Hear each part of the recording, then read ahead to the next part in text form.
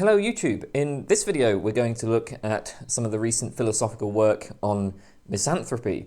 Now, colloquially, misanthropy refers to a dislike or hatred of humanity. As a philosophical position, misanthropy is probably better defined as a moral condemnation of humanity, a strongly negative moral judgment of humanity as a whole. This may or may not be associated with feelings of hatred.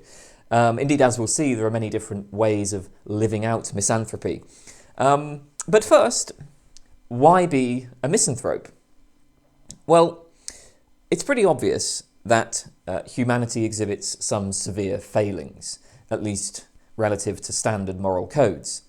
Ian James Kidd, who has done quite a bit of work on misanthropy, gives a brief list of some of our flaws: arrogance, cold-heartedness, dogmatism, greediness, hypocrisy, insensitivity to beauty, myopia, moral laziness, selfishness, shoulder-shrugging indifference to the suffering of others, violence, wastefulness, and so on. No doubt this list could be extended.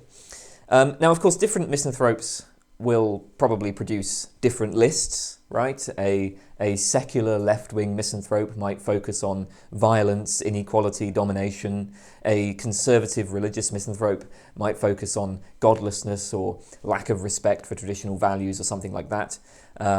Maybe like an elitist misanthrope might focus on ignorance and irrationality. There are many dimensions on which humanity might be said to fail.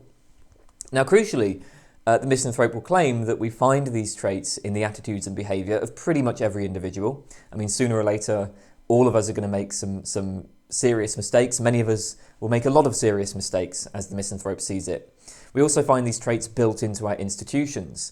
An institution might be structured in ways that are exploitative, driven by profit at the expense of communities of community good. Maybe they're structured in ways that waste people's talents and so on.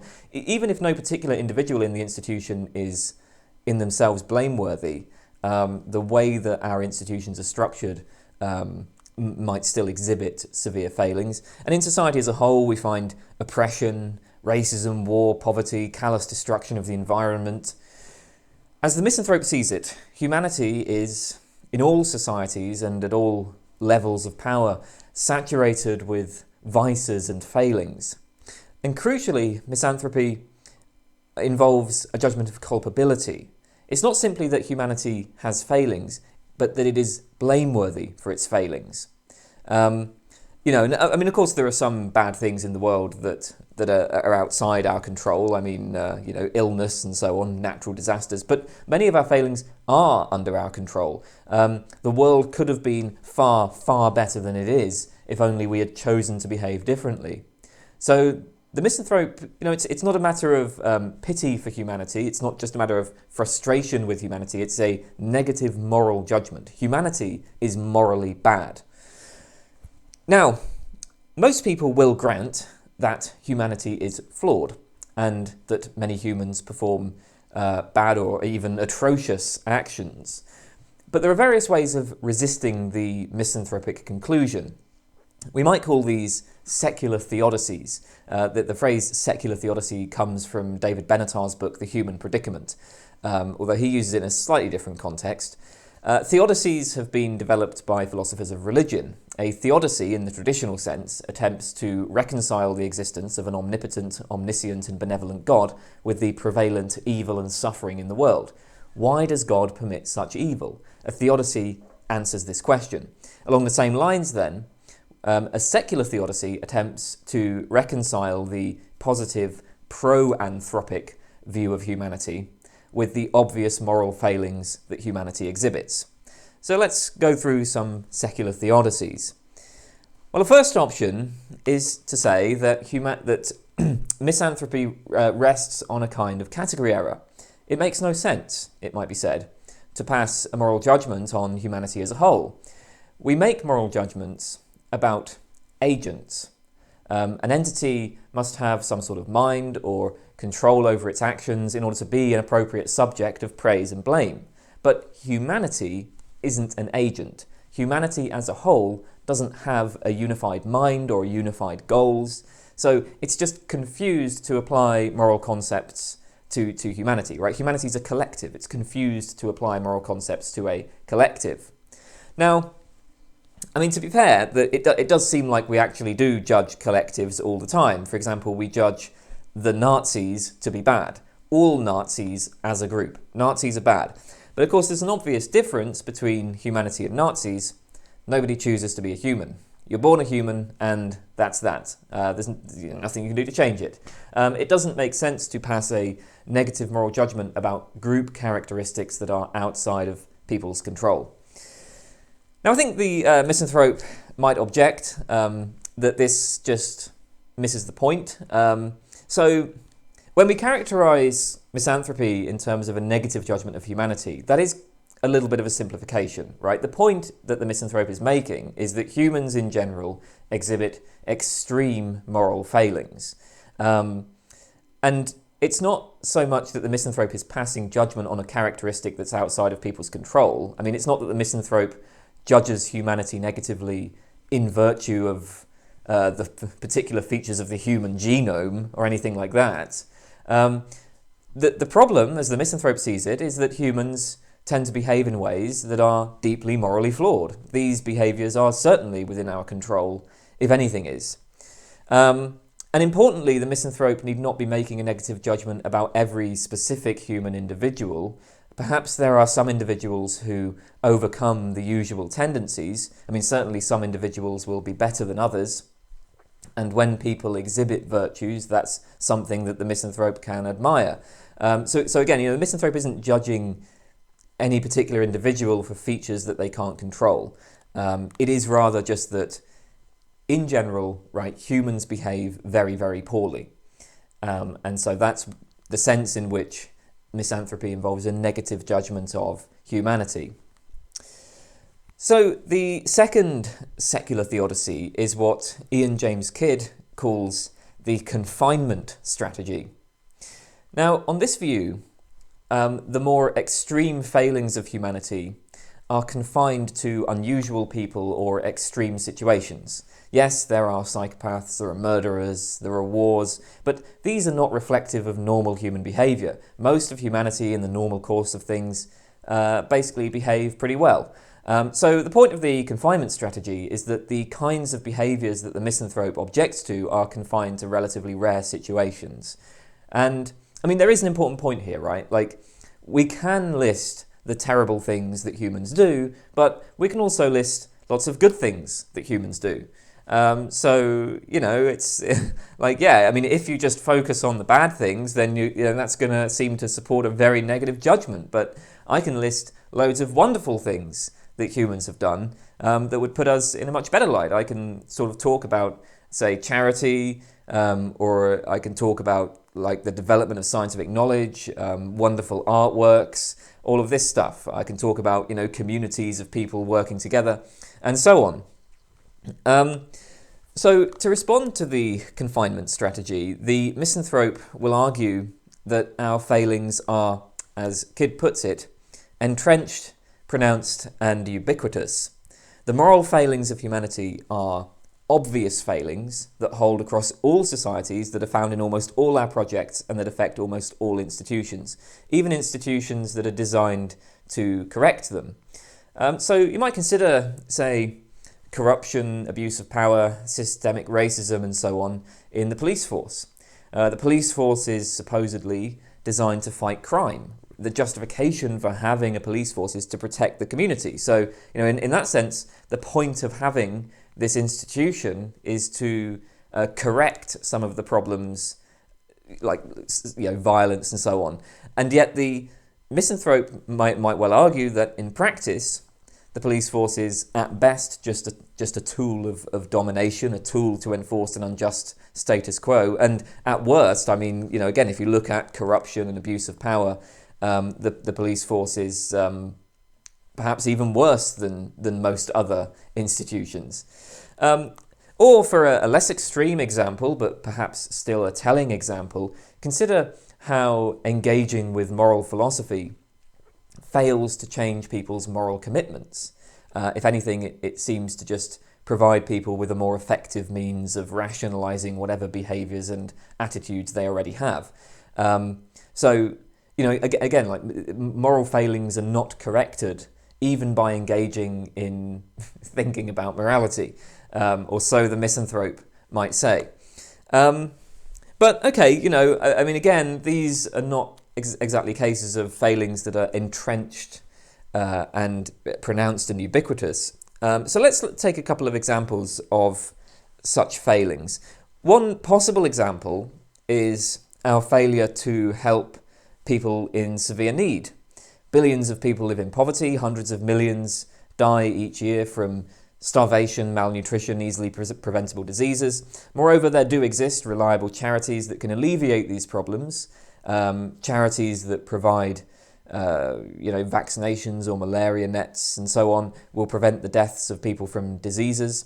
The tools used to combat malaria, for example, are cheap. Anti-malarials are about $7. Malaria nets cost about $5.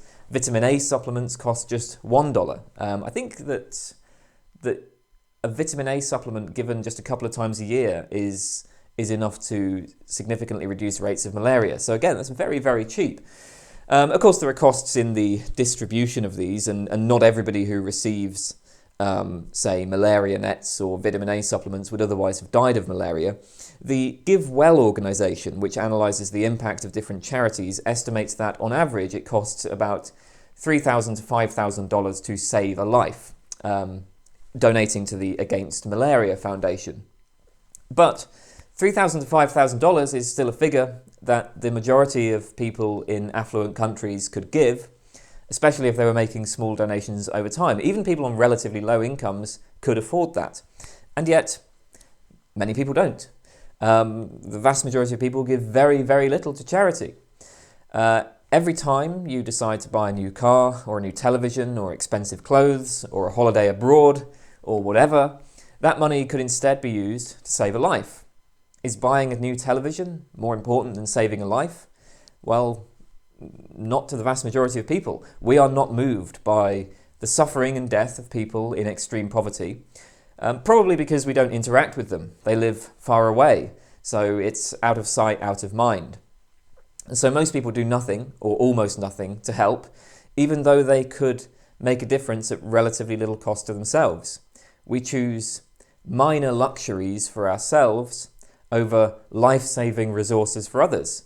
And this displays a profound selfishness, greediness, and indifference to the welfare of others. And this is strongly entrenched. It's entrenched enough that the majority of people don't even recognize it as a problem.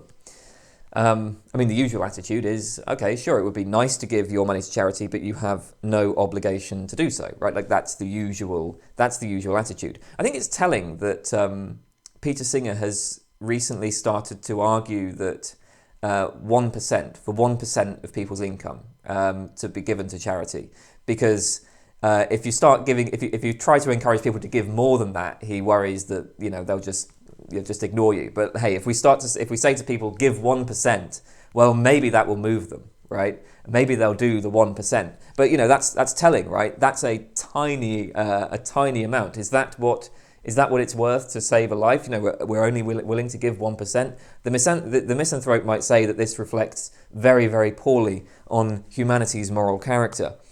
Another extreme failing that is entrenched, pronounced, and ubiquitous, so it might be argued, is our treatment of animals, most obviously in the meat industry. Humans kill about 77 billion land animals per year. The vast majority of these animals live short, miserable lives. I think this is well enough known that we don't need to get into the details, but even in countries with relatively strong animal welfare laws, animal agriculture imposes a pretty unfathomable amount of suffering and death. If animals matter morally, it looks like we are perpetuating an extreme moral evil, and we do this simply in order to achieve pleasant sensations in our mouths. Most people don't need to consume animal products. Vegan diets can provide perfectly tasty, healthy food, so we gain a very minor benefit from all this. It's not analogous to something like the use of animals in medical testing, where, the animal may experience serious suffering, but that's offset by the benefits that it might bring to humankind. It might bring very great benefits, curing diseases, that's a really significant benefit. the meat industry doesn't seem to bring benefits like that. Indeed, arguably, the meat industry has a net negative impact on humanity because of its association with environmental devastation and disease outbreaks. So, the misanthrope may well say, participation in this industry displays, at the very least, a profound indifference to both animals and perhaps also to other humans. The evils of the meat industry are obvious, yet animal agriculture is entrenched in our society. Most people confronted with the facts of animal agriculture will grasp at the flimsiest of arguments to attempt to rationalise it. I should say, just as an aside, I'm saying this as somebody who holds that non-human animals have no moral status. I've argued this in my earlier video, Animals Don't Matter. But the vast majority of meat eaters, their defences of the meat industry are just appallingly shoddy. I think they must know that they are clutching at the flimsiest of straws. But perhaps even worse, even when you do manage to get people to accept that the meat industry is morally evil, many of them will carry on participating in it anyway. A common response to vegan arguments is to accept the argument, but then just refuse to act on it. So most people will refuse to accept even the most minor of inconveniences to stop contributing to a serious moral evil. And and this is something that's exhibited in behaviour that normal people engage in every single day, eating food. So the misanthrope might say, well, actually, right, no, the serious failings of humanity are not confined to extreme cases. It's found in behaviour that we all engage in every day, normal people in the normal course of things. So a third theodicy is that the misanthrope's standards are far too high.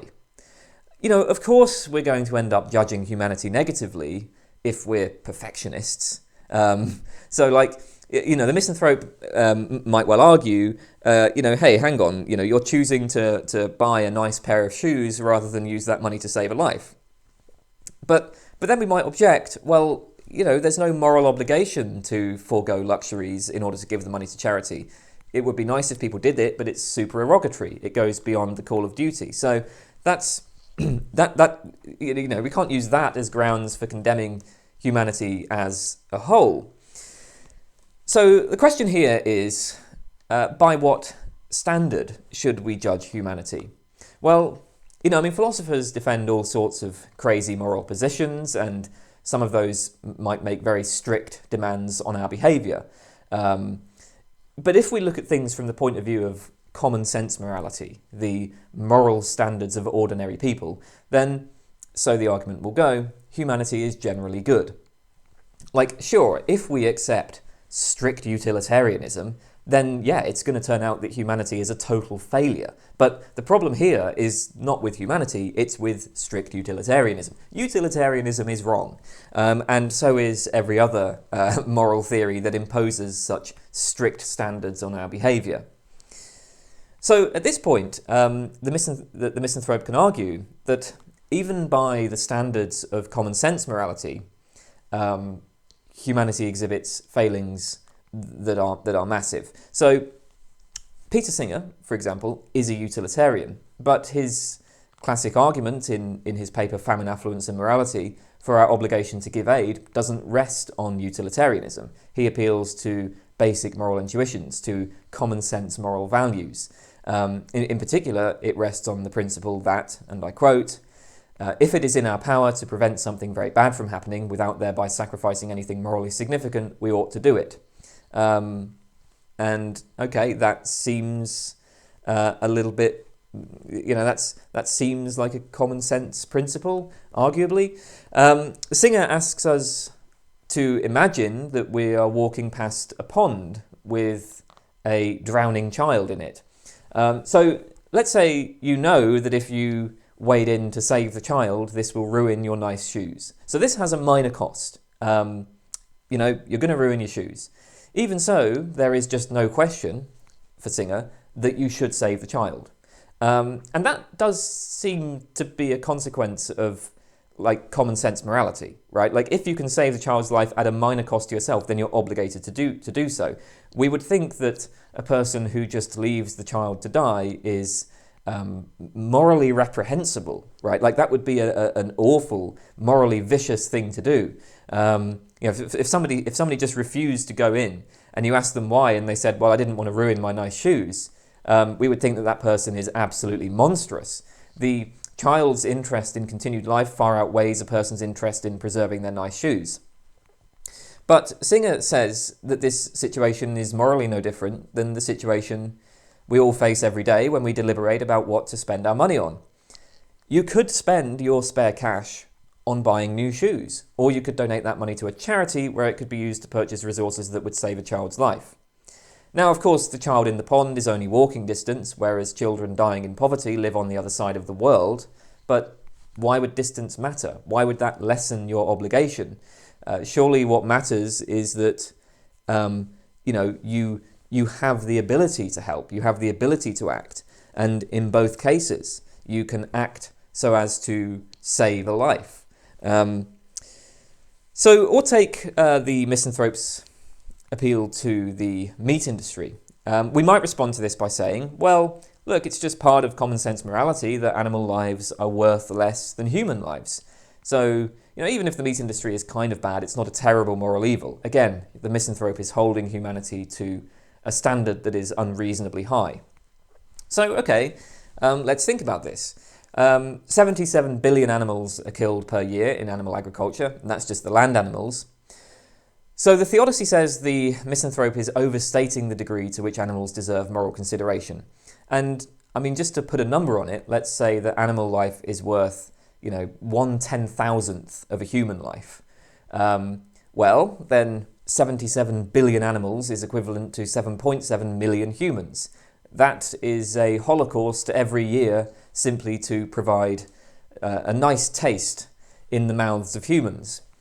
Maybe it doesn't make sense to compare the value of human and animal lives in this way. Maybe we would want to say that human life is infinitely more valuable than animal life.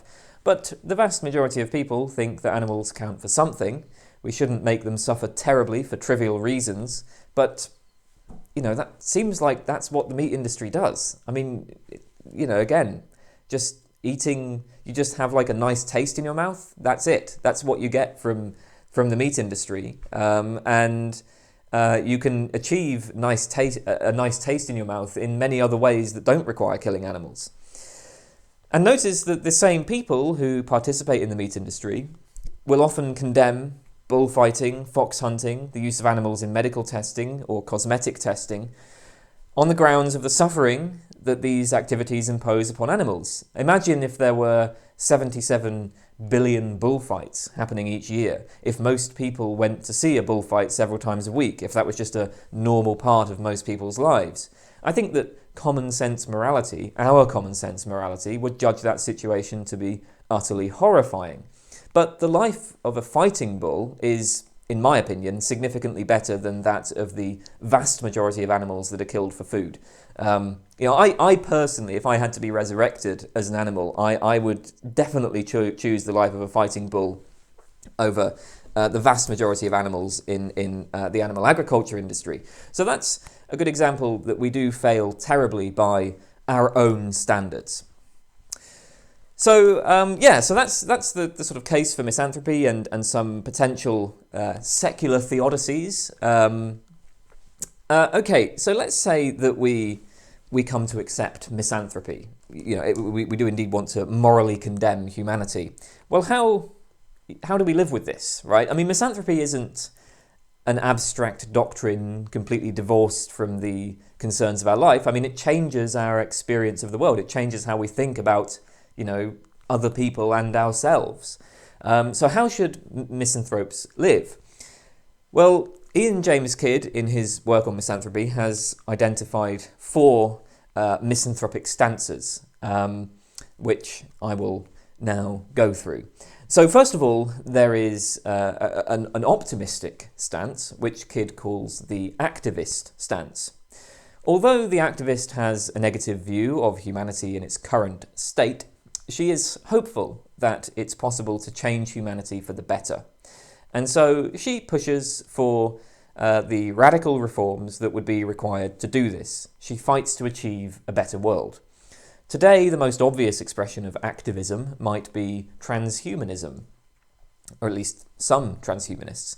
So transhumanists think that technology has the potential to produce a radical improvement in our physical and mental capacities, and that we should aim to enhance humanity with these technological interventions. Humanity can and should be engineered, and this can include moral engineering, moral enhancement. We can make people more compassionate, more empathetic, less selfish, less prone to aggression.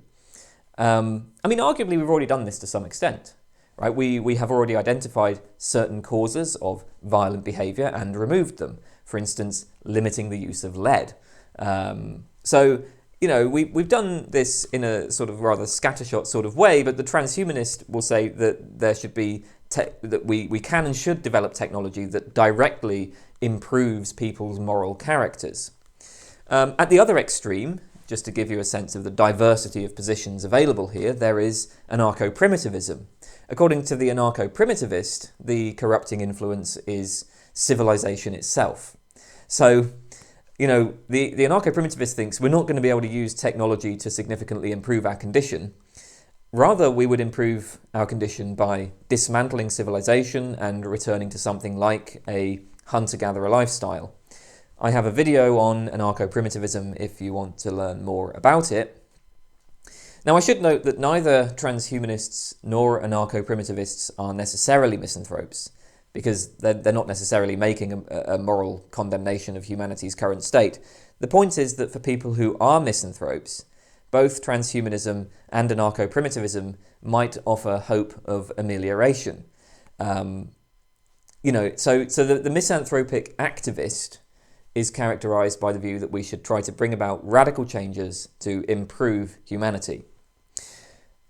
So one problem with the activist stance is that there's a worry that the kind of radical changes favoured by the activist will just lead to serious harms. One way in which this can happen is that anybody who has a radical political platform is likely to meet with resistance, and so may end up favouring authoritarian measures in order to push the changes through.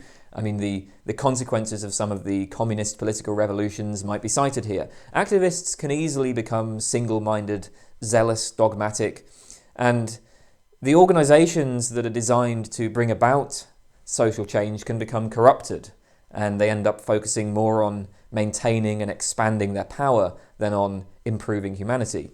Or they may become captured by the very forces they're designed to resist, as in regulatory capture. This is one worry, right? Like, the very act of trying to make radical changes might in itself end up producing a lot of harm through these sorts of mechanisms. Moreover, radical changes often have a variety of unintended consequences, which may be quite negative. So think about, for instance, the internet, right? In principle, the internet's quite wonderful. It opens up the possibility of a sort of free global community where all participants are on equal ground, where there's a kind of genuine marketplace of ideas where all information becomes accessible to everybody. We can all sort of reason and debate with each other and kind of work things out in that sort of way. But there's a good argument that the internet has been corrupted, that now it simply spreads misinformation, keeps people in echo chambers, it's become dominated by corporate interests, it's been used to erode privacy rights, harvest people's data, it increases the ability of powerful interests to manipulate the population. Think of things like the Cambridge Analytica scandal, and so on. So the internet, originally a tool that liberated people, is transforming into a powerful tool of domination.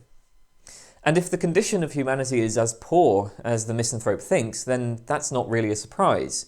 Any technology that humans develop can be put into the service of oppression and domination. Even putting this point aside, we might object that activist programs are not suited to achieve their goals in the first place. So transhumanist activists want to reform humanity by engineering moral goodness. But suppose we did start engineering character traits. What kind of traits would really be favoured? Well, it seems most likely that people would choose traits that would increase the chances of themselves or their children succeeding in society as it is. They'd choose traits like intelligence, temperance, athletic ability, courage, and so on. But it's not clear that this would do much to improve moral character. People would still be just as self-interested, just as indifferent to the plight of others, just as likely to participate in oppressive social structures. Indeed, these interventions might even worsen inequality. If the character enhancements are available primarily to the rich, it would make the rich better at enforcing their class interests. So there's a general question for the activist, which is, given that any attempt to radically reform the human condition must itself be enacted by humans, why should we think that this attempt will not itself be corrupted by the flaws of humanity? Right? What reason do we have to think that your activist program is going to escape those flaws? So those are some problems with the activist stance. Now, as I said, the activist is misanthropic but optimistic. The other stances are a bit more pessimistic. So a second stance is what Kidd calls the enemy stance. As the enemy sees it, humanity cannot be improved. Instead, the enemy's goal is to eradicate humanity. The world would be better off without humans, and that is the world we should try to bring about. In extreme cases, this might lead to hatred of other humans or to acts of violence and destruction. You see this occasionally in some of the more extreme environmental activists. In the 90s, for example, people affiliated with the environmentalist group Earth First published articles promoting AIDS. Humanity, as they saw it, was a plague, and we should welcome the disasters and diseases that might help to eradicate that plague. Whether the enemy will be driven to these kinds of violent thoughts depends, of course, on what exactly grounds their misanthropy. For environmental misanthropes, their judgment of humanity is based on its environmental impact and its treatment of other species. Or consider religious misanthropes, who might judge contemporary humanity for its godlessness, sexual impurity, materialistic consumption. There's nothing inconsistent about people with these values turning to violence. As we've seen, however, many contemporary misanthropes detest violence and cruelty. It is precisely their abhorrence for violence that leads them to their misanthropic position, that leads them to judge humanity negatively. For these misanthropes, to engage in violence themselves would be to exhibit exactly the same traits that they condemn. So there are other ways to develop the enemy stance, though. The enemy aims to eradicate humanity, but you don't need to do that through violence. Instead, they can try to persuade people to stop reproducing voluntarily, as in antinatalism and the voluntary human extinction movement. Eradicating humanity doesn't require violence. You can achieve the same end if we all just agree to stop reproducing. Then the human race will go extinct, and the misanthrope thinks the world will be better off for it. Of course, the problem here is that's never going to happen. People are going to continue to reproduce, no matter how compelling the arguments against it are, no matter how much positive reinforcement you provide for those who do not reproduce. There are just too many people who are too strongly attached to the goal of reproduction. But then, given the misanthrope's negative judgment of humanity, this isn't so surprising. Once we recognise the flaws of humanity, we should, the enemy says, stop reproducing. But for exactly the same reason, namely the flaws of humanity, we're not going to stop reproducing. Humans will continue producing new generations of humans because humans are deeply flawed. So humans continually do what they ought not to do. So this particular view is kind of hopeless, but maybe hopelessness is an appropriate reaction to the human condition. Okay, a third stance is the fugitive stance. The fugitive's goal is retreat. She attempts to flee from society. Perhaps she is driven by fear of the harm that humanity does. So maybe she thinks, if she remains in society, she's going to become a victim of exploitation or oppression. To live alone is the only way to live freely and autonomously. Or perhaps she's driven by the worry that society will have a corrupting influence on her own moral character. This is common in the sort of religious misanthropic practice. Flee to a secluded community, free from temptations towards, consumption or sexual pleasure or whatever. So fugitivism at its most extreme involves attempting to live entirely alone, off-grid. More modestly, it can involve fleeing to a smaller community of like-minded individuals. Both of these have problems. So most obviously, living alone comes with extremely high personal costs. To live alone in the wilderness will mean giving up a lot of comforts, you'll have to learn how to gather food, you'll have very limited medical care, and in any case, humans seem to be social animals. Most of us require social interaction for our own psychological well-being, so this is not going to be an easy choice. The problem with fleeing to a small community is, well, you haven't really fled. From the misanthropic perspective, any community is likely to evince the kind of flaws that, normal communities exhibit. Even if a community is pure now, it probably won't stay that way for long. The moment people organise in communities, hierarchies are going to form. Some people will acquire power over others. They're going to use this for their own ends, exploiting and oppressing others. You're going to start seeing abuse and so on, and all of these other problems. I mean, just look at religious communities that are designed to be free from sexual temptation, but that end up with high rates of sexual abuse. Again, we can ask the fugitivist the question we put to the activist. Given that any community that attempts to free its members from the vices of the human condition must itself be created and maintained by humans, what grounds are there for optimism that this community will not itself be corrupted by those vices? Fourth, the quietist stance. This is a stance of resignation. Quietists accept that humanity is irreparably flawed, and then they just try to get on with their lives as best they can.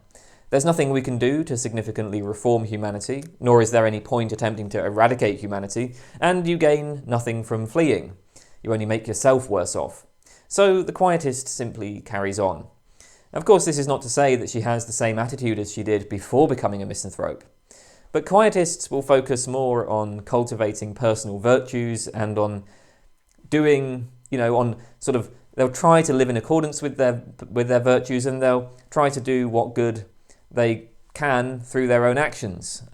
They make positive contributions, but without having any illusions that these will lead to significant changes. Having acknowledged the fundamental flaws of humanity, the quietist will do her best to avoid getting involved in the worst projects. For example, she might try to avoid taking leadership positions in hierarchical institutions if she thinks that the powers associated with such roles will tend to corrupt people. So, she can avoid that. She can try to identify the worst sort of institutions and the worst sort of projects and avoid them. Again, she can maybe just try to help out, and she can try to live in accordance with her values, and that's it. That's perhaps all we can do, but we should still try to do the best we can. Kidd describes quietism as, and I quote, a philosophy of personal conduct adapted to an unresponsive world. I mean, a central problem with the other three stances that we've seen is that the misanthrope's negative judgment is universal, right? It's not just specific groups of humans. It's not just humans in specific contexts that the misanthrope judges negatively. It's humanity in general. The human condition is deeply flawed. But if you accept such judgment, it's hard to see how any solution could be reliably enacted, because such a solution would have to be enacted by humans, and humans are the ones that are flawed. So the quietist stance is a response to this sense of hopelessness. The quietist just focuses on their own personal conduct because, well, you can do nothing more. So those are the four misanthropic stances identified by Kidd. However, I think there is a fifth important stance, which is worth noting, which is quite different from these four, that we might call the embracer. The embracer agrees that humanity is evil, but then embraces this. The embracer actively promotes the evils of humanity. Their attitude, I guess, can be summed up as, well, if you can't beat them, join them. And actually, you don't even need to say that much, because, we're all humans, so we've already joined them. The embracer just feels good about this, unlike unlike other misanthropes. The most prominent embracer is probably the Marquis de Sade. I have a video on de Sade, which you should check out if you haven't already, because it's really good, as are my other videos. But briefly, Sade's view is that humans are driven primarily by pleasure, and that we tend to achieve the greatest pleasures by inflicting suffering and death on others. As Sade sees it, all humans have certain natural drives towards selfishness, cruelty, and violence. These impulses are innate and universal, built into our biology. By contrast, the pro-social sentiments of compassion, sympathy, and benevolence, these are products of indoctrination into particular social conventions. As such, they are constantly in tension with our vicious natural drives, and generally, the vicious natural drives win out. Moreover, as Sade sees it, people who rise to the top in society are precisely those who indulge in violence and cruelty. The ones who behave with compassion are just suckers. They've made themselves weak, they've made themselves open to exploitation. The pro-social sentiments are promoted by powerful interests to exploit the weaker, to prevent the weaker from rebelling. So, Sade has a very dark picture of the human condition, but as he sees it, morality is groundless. It's a human invention, which we have no particular reason to care about, which serves only to limit pursuit of our pleasure. So Sade favours pursuing one's own self-interest at no matter what the cost, without concern for the welfare of others. And the best way of doing that is to oppress and exploit others. And Sade clearly relishes this, so Sade is an embracer. His response to the evils of humanity is not to criticise the game, but to play to win. That was just a brief introduction to misanthropy and some of the different ways of living with the misanthropic conclusion. And that's all I wanted to talk about today. So thank you for watching. Goodbye.